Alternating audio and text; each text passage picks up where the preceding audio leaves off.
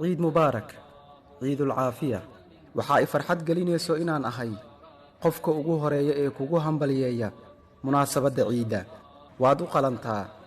maxaa yeelay qaali ayaad igu tahay waxaan mar kale ku leeyahay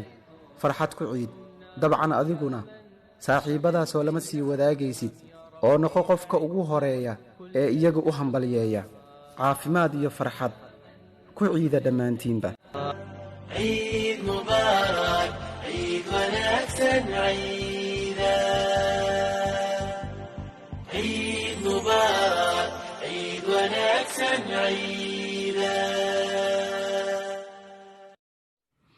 وانك عيد برورتا عدانك وانكو فرحيان ونباريدا اللهيلي بكتغرت حيدي صوبقية جليحا كعوني ما يشربي وحكالي مريقي سقوينا يبريسكا وانك عيد